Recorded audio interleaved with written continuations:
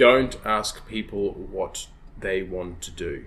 Tell them what they need to do to get them through the activity. There are a few caveats to that, and if you stick around until the end, I'm going to tell you all about them. But first, let me explain my point. You should never ask people what they want to do in an exercise.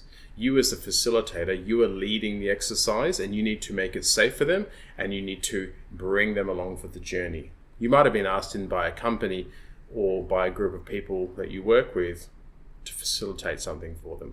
Facilitation means they want an outcome, a specified outcome out of the conversation, and you're going to use activities or you're going to use some sort of structure to get them there. Perhaps you're leading a workshop and there are two options in your mind, and you can go down this path or that path. It might be something as simple as asking people, do you want to have a break now? Or it could be something more complicated like, how do you want to run this activity? Regardless, do not ask them. Always tell them what you need them to do. That's what they want you to do as well. When there's a group of people, you do not want to give them options, and they do not want to be given options. Everyone wants you to make it safe for them. They want you to just tell them what to do.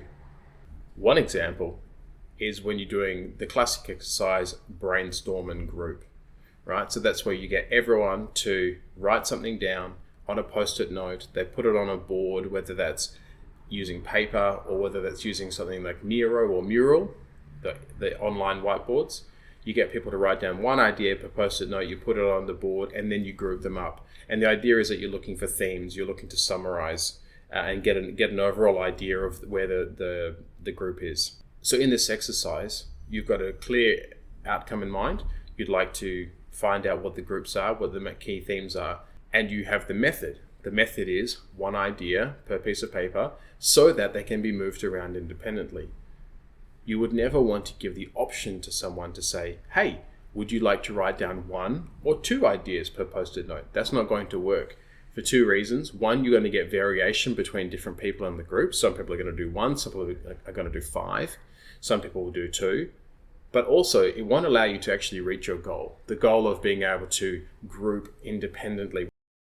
When you give people options, you also create confusion, and it opens up the idea that things can be challenged. You don't want to give people options because they're looking for a clear result from the workshop, and you need to lead them to that point. There are no other outcomes expected from that session, so don't give them the option to create them. I'm going to give you one caveat, one out, one option. This is the option I'm giving you. Now, you are the facilitator, and you are expected to lead the activity, and you are expected to be in control, and you are expected to get to the outcome. But you also want people to feel empowered. You want people to feel like they have a modicum of control. So there are some opportunities where you can actually give people options. For example, at the start of the day, a really good one to do is, how long do you want the break to be? When do you want the breaks to be? Do you want to sit in preset groups, or do you want to sit with random people? The commonality to all of these examples is that it doesn't cost you anything. It doesn't affect your ability to get to the outcome. It doesn't change how you will run the activities or how you run the day. If someone takes a 20-minute break or a 10-minute break, it's completely irrelevant.